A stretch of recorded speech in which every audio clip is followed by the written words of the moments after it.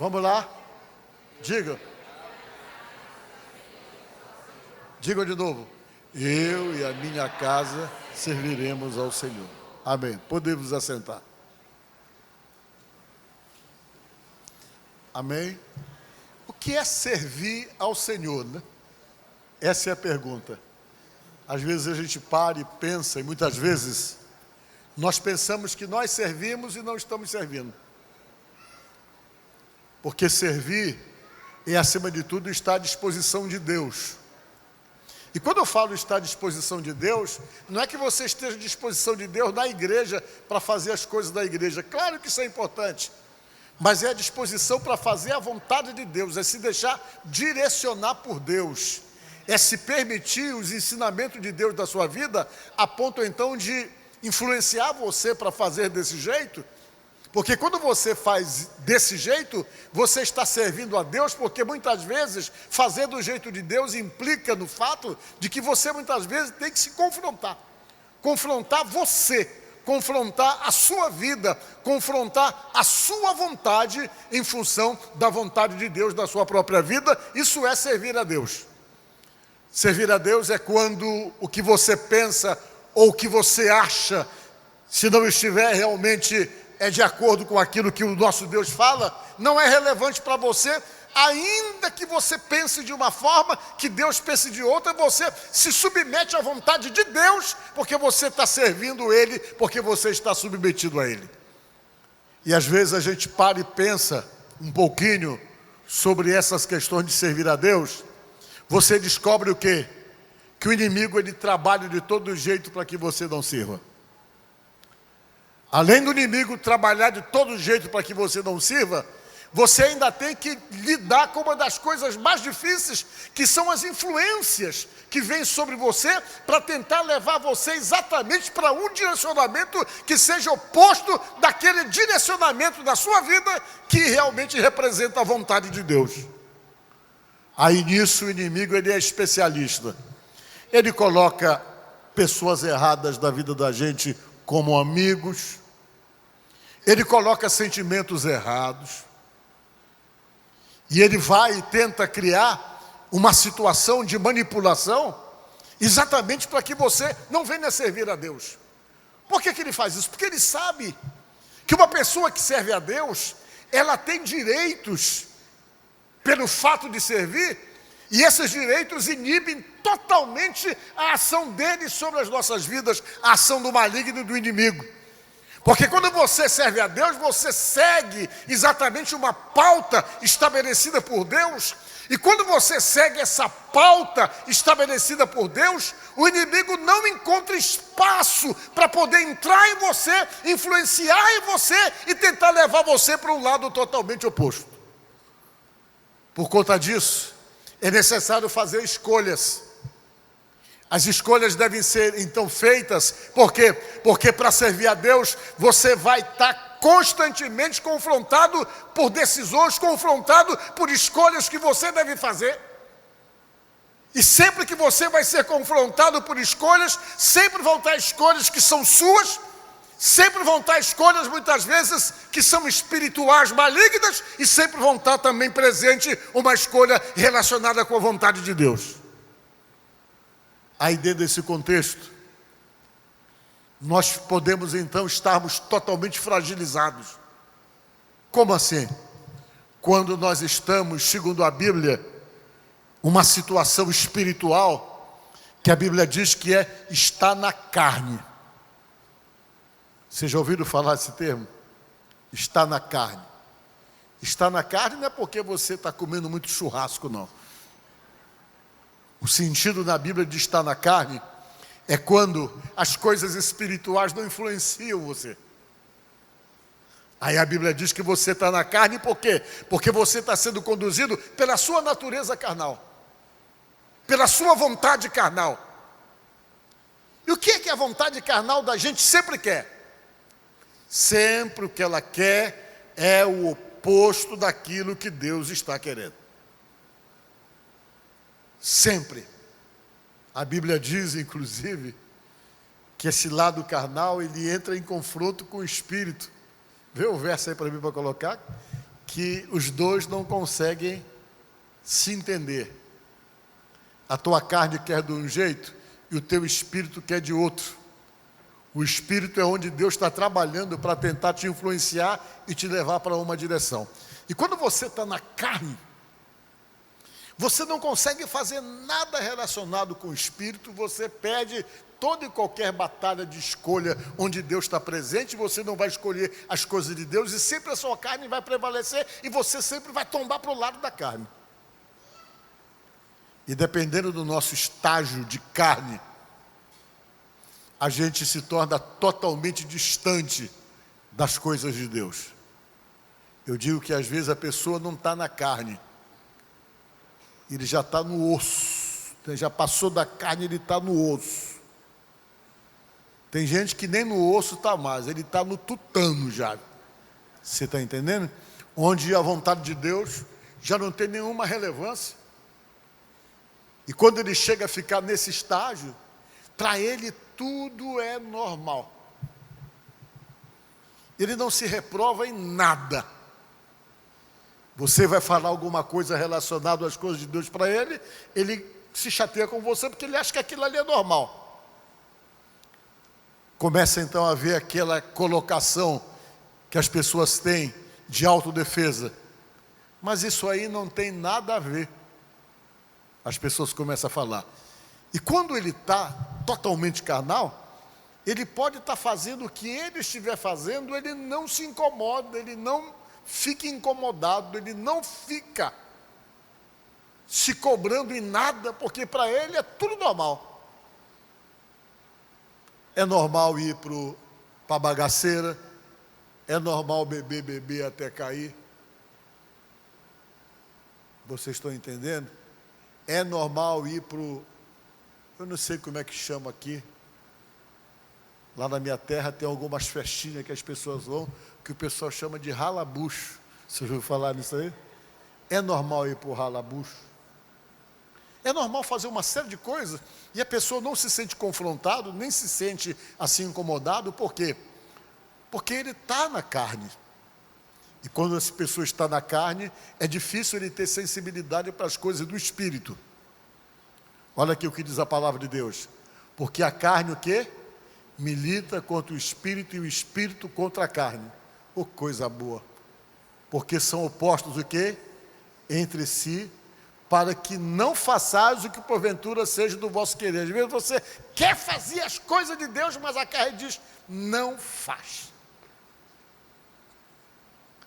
E dependendo do grau que nós estamos em termos de carnal, a gente não faz nada para Deus. A gente vai continuar fazendo as coisas da carne. A nossa vida ela vai sempre sendo conduzida por essas escolhas. Escolhas que são colocadas diante de nós. Às vezes a escolha que deve ser feita para agradar a Deus e a escolha que deve ser feita para agradar a nossa carne. Quando nós conseguimos fazer sempre as escolhas para o lado de Deus, é porque nós estamos crescendo espiritualmente. Quando há esse crescimento espiritualmente, isso possibilita que Deus cresça em nós. Por quê? Porque você vai se esvaziar de você mesmo. Na medida que você se esvazia de você mesmo, vai sobrando mais espaço dentro de você para você se encher de Deus. Você começa a diminuir e Ele começa a crescer em você. Deus começa a crescer em você, como está aí essa pulseirinha que você tem na mão. Que Ele cresça, porque que Ele cresça em você e que você diminua. E quando você consegue diminuir realmente, é porque esse lado carnal seu está cada vez menos relevante na sua própria vida, a ponto então de dar espaço para Deus crescer na sua própria vida. Aí quando você entra nesse processo de crescimento, você começa a ver o quê?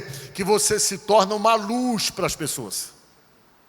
Você se torna uma luz para as pessoas, e as pessoas que mais vão ser influenciadas por essa luz que está em você, é a sua família. Diga glória a Deus.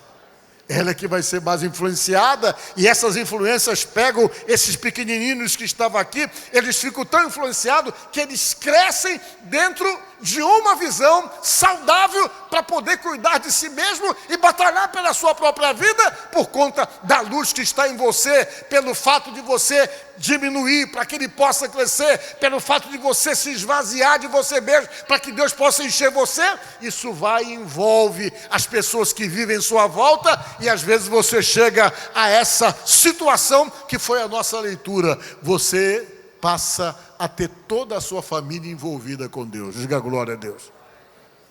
Essa palavra que vocês leram, quem falou foi Josué. Por que ele falou isso? Vou explicar para vocês. Eles vinham de uma história muito complicada. Eles tinham vindo de uma situação de escravidão. Vocês sabem o que é ser escravo? Não é fácil. Os judeus, eles eram escravos no Egito.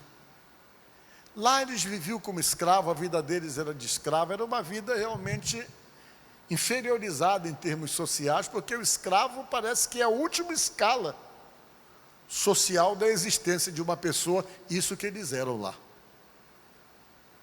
Deus pegou e disse: eu vou tirá-los de lá. Deus arrumou todo o esquema e pegou e tirou através do Moisés. Moisés foi lá, conseguiu tirá-los daquela situação, eles saíram de lá. E quando eles vinham para o caminho, porque Deus disse: olha, eu vou tirar vocês de lá, eu vou dar uma terra boa para vocês. Essa terra que eu vou dar para vocês é uma terra que emana leite e mel. É uma terra que vocês vão ter fartura nela. E naquela época a função da vida das pessoas, tudo era em função da terra. Nem dinheiro existiu, dinheiro era fruto da terra. A sua sobrevivência você tirava da terra. E tudo era terra. Então terra era um bem precioso para uma nação, para um povo. E Deus estava prometendo para eles uma terra boa, que ia tirá-los e levá-los para essa terra. Só que no meio do caminho eles começaram a reclamar e começaram a murmurar. Mas antes de ter ficado lá, mesmo como escravo, isso Deus trabalhando para levá-lo para a terra prometida. Eles começaram a desagradar a Deus, a carne prevaleceu, que eles começaram a fazer um monte de besteira. E dentre as muitas besteiras que eles fizeram uma que Deus ficou passado com eles. Aqui eles fizeram, Deus já queria romper naquela hora, acabar com todo mundo e dizer: eu não vou levar mais ninguém. Eles fizeram para ele um bezerro de ouro. Veja bem como é que é a cabeça das pessoas. Eles esperaram Moisés subir, Moisés demorou lá na montanha. Quando Moisés desceu, eles tinham forçado o Arão, o irmão do Moisés, a recolher o ouro de todo mundo que tinha ali. Eles derreteram o ouro e fizeram um bezerro de ouro. Quando Moisés desceu lá da montanha,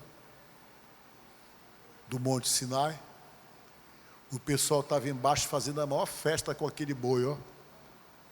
E era só o boi, todo mundo batendo pandeiro, todo mundo fazendo a maior festa para o boi. E Deus, quando viu aquilo, disse: olha, não vai dar mais não, Moisés. O pessoal aí está adorando o boi. O boi, na época, esse boi era um deus. Esse deus era o Moloque. Era um deus que era maligno.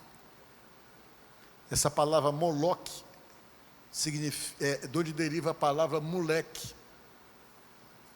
Por quê? Porque uma das formas da adoração desse deus chamado Moloque era matar crianças.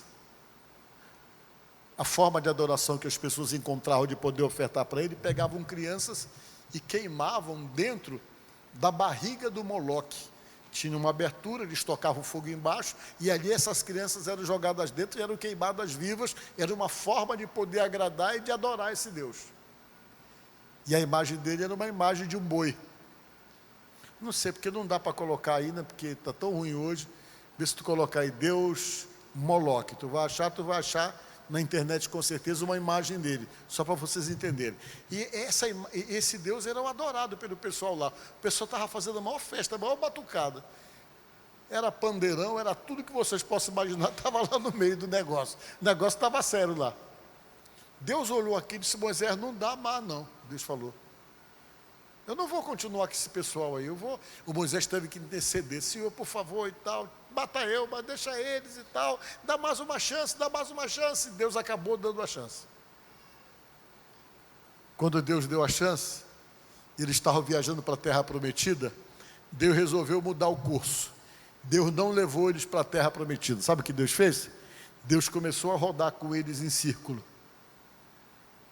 Eles nunca chegavam. Uma distância que era de 800 quilômetros para eles chegarem, eles demoraram 40 anos para chegar, porque Deus ficou rodando com eles. Sabe por quê? Porque Deus disse: esse pessoal está tudo deformado, entrar com esse povo aí para começar uma nação, eu só vou ter problema, porque só tem rebelde aí. E começar uma nação com eles, não vou deixar eles ficarem aqui, eu dou comida para eles, eles vão ter codorniz para comer, eu vou dar comida para eles todo dia, vou dar o maná. Aí quando eles forem ficando velhos, que eles morrerem, vem uma outra geração, a outra geração vai estar melhor trabalhada para poder começar a entrar na terra prometida. E nos 40 anos eles ficaram rodando, foi morrendo todo mundo. Quando chegou um dia, Deus disse: está na hora de poder entrar na terra prometida. Deus foi, mandou os espias olharem a terra. Quando os espias foram olhar a terra, eles chegaram lá e disseram: rapaz, não dá para ganhar o sujeito lá não, porque os caras são todos gigantes, os caras que moram lá, eram uns camaradas muito altos. E diz que o cacho de uva era enorme que dava naquela terra ali. E quando eles voltaram de lá, os espias que foram enviados para olhar, todo mundo voltou achando que não dava para conquistar a terra. Os únicos que acreditaram que dava para conquistar a terra era Josué e o Calebe. Só que quando eles foram falar para a multidão: não, a gente vai conseguir sim, essa terra é nossa, Deus prometeu. Pegaram em pedra para jogar no Josué, porque ninguém acreditava nessa possibilidade, porque todo mundo se assustou, porque eles diziam: não, a gente se sente que nem gafanhoto diante dos camaradas lá, que os camaradas são muito altos. E Deus esperou e acabou dando a vitória para o seu povo, e o pessoal foi para lá. Mas quando isso aconteceu, quem já era o líder era o Josué. O Josué chegou, conquistou a terra. Ele era um dos poucos que eram remanescentes daqueles que saíram lá da terra prometida. E quando ele dominou a terra todinha, que eles chegaram no lugar, que eles se estabeleceram no lugar, aí chegou a hora da escolha. Essa é a situação que sempre nós estamos confrontados, para escolher, para ver o que é que nós queremos. Se nós queremos Deus mesmo. Se a gente quer Deus, a gente tem que romper com um monte de coisas que Deus não vai concordar, que andemos com Ele, com determinadas coisas que nós de repente estamos escolhendo para fazer. Deus não vai aceitar. Para Deus, ou você assume o posicionamento com Ele, ou Ele entende que você não está com Ele. Por isso que tem a questão relacionada com a escolha.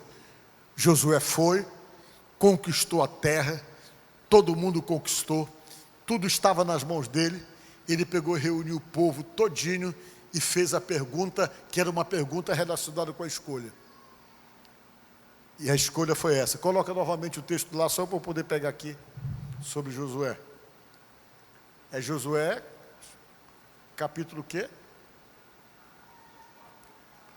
Josué 24, né? Só para vocês verem. Não sei se vai dar para colocar ali, porque eu gostaria muito que desse para colocar ali, mas talvez não seja possível. Deixa eu ver aqui. Não. É Josué, capítulo 24. Ele chegou e disse o seguinte: olha, pessoal, hoje vocês têm que escolher o que é que vocês querem fazer da vida de vocês. Essas foram as palavras. Se vocês querem ficar com Deus, ou se vocês querem ficar com o Deus dos amorreus, os que vivem além do Jordão. E eu quero que vocês escolham hoje com quem vocês querem andar, com quem vocês querem caminhar. Porque aqui em casa nós já decidimos, ele falou assim, Vocês têm o direito da escolha. Se vocês querem andar com Deus, Deus vai andar com vocês. Mas se vocês não quiserem andar com Deus, assumam isso e assumam o Deus dos amorreus ou dos deuses dos povos além do Jordão, como muita gente se influenciava. Mas só que Deus está querendo posicionamento, está querendo que vocês digam o que é que vocês querem da vida espiritual de vocês e com quem vocês querem andar. Porque a nossa decisão aqui já está garantida aqui em casa. Foi quando ele disse exatamente aquilo. Olha só, apagou de novo. Eu, porém, tomei a Abraão, vosso pai, da além do rio, e fiz percorrer toda a terra Canaã. Também lhe multipliquei a descendência de Isaac. Aí fica difícil ler, que daqui a pouco apaga de novo. E ele pegou, contou todo o histórico. Ele disse, então eu quero que vocês escolham, porque, disse ele, está decidido, ele falou, eu e toda a minha casa aqui, nós decidimos servir ao Senhor. Diga glória a Deus. Foi uma escolha. Deus continua lidando com a gente, tratando com a gente do mesmo jeito. A escolha quem faz é você. Deus já escolheu salvar você, mas para poder completar o plano dele de salvar você, depende de você escolher também. Porque se você disser que não, Deus vai respeitar isso com toda a normalidade. Sabe por quê? Porque Deus não obriga ninguém. Em nenhum momento da história você vai encontrar Deus obrigando alguém a servi-lo. Apesar de ele não obrigar-nos a servi-lo, ele também deixa claro que se você vai servir, a Bíblia diz que tem que servir de todo o coração, diz a palavra de Deus. O que é servir a Deus de todo o coração e buscar a Deus de todo o coração? É quando você não está dividido com Deus e com outras coisas. Às vezes você diz que serve a Deus, mas você pode estar com o coração dividido por outras coisas, por outros interesses, que ferem totalmente um princípio estabelecido por Deus. Aí fica com o coração dividido.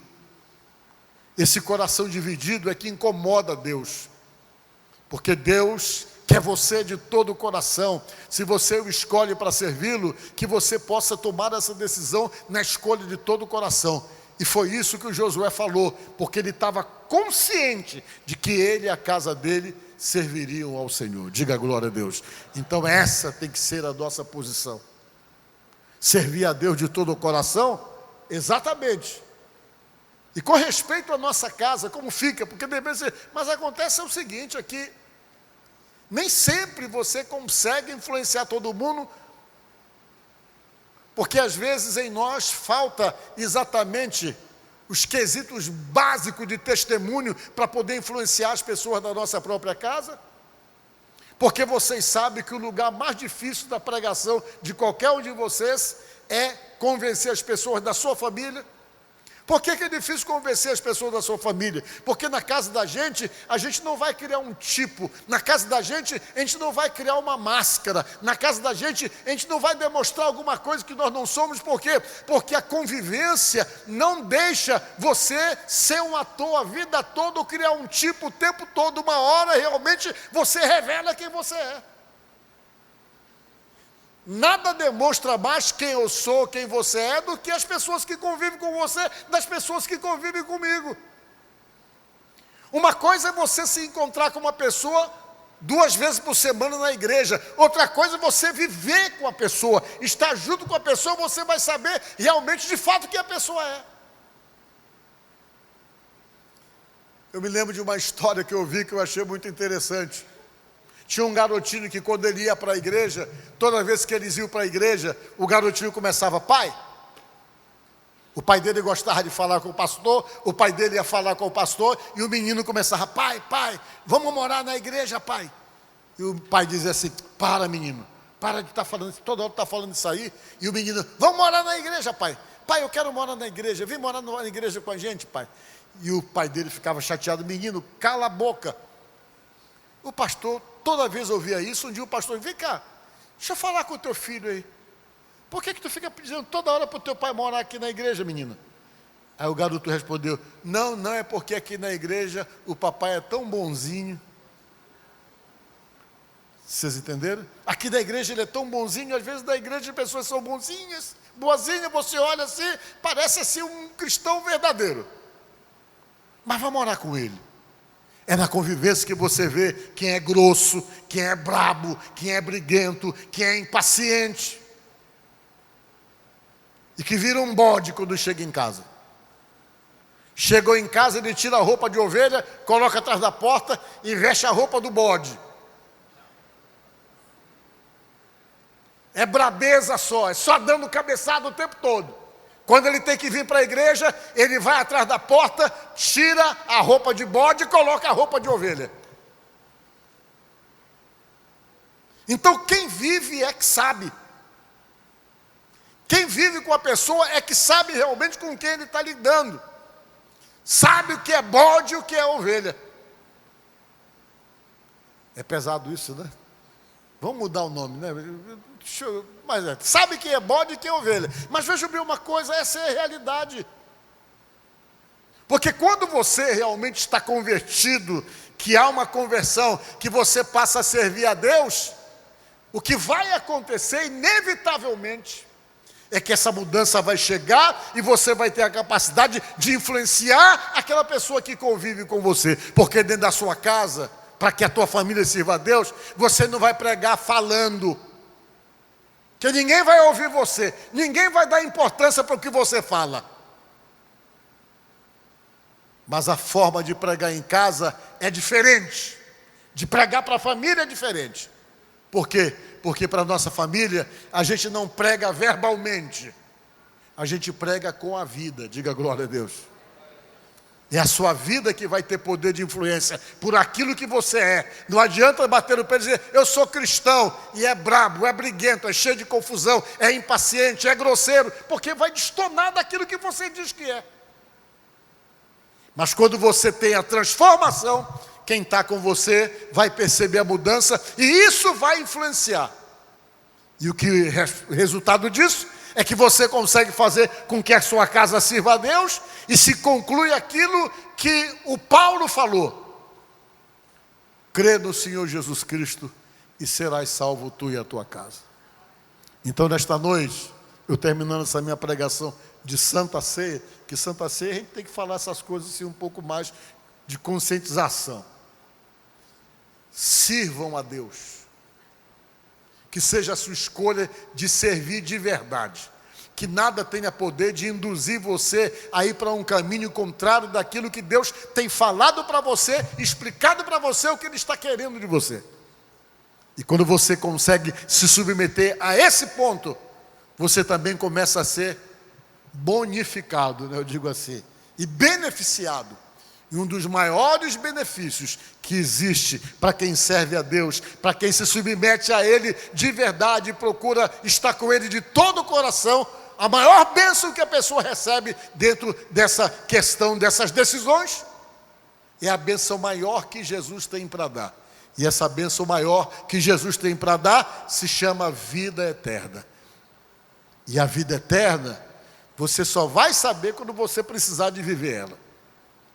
Enquanto você está aqui, você vive na bênção. Mas quando o teu coração parar de bater, que o teu cérebro parar de funcionar, que a tua matéria for jogada lá naquele buraco, todo mundo foi embora e deixar você ali sozinho, é ali que você vai saber o que é a vida eterna, porque diz a Bíblia que o quê? Que a tua matéria vai ficar ali, mas o teu espírito vai ao encontro de Deus para viver a vida eterna. Diga glória a Deus. Então nesta noite eu termino dizendo, sirvam a Deus de verdade. Porque se você servir a Deus de verdade, tem bênção que você nem vai pedir. Elas vão se configurar automaticamente na sua vida. Amém? Que Deus te abençoe.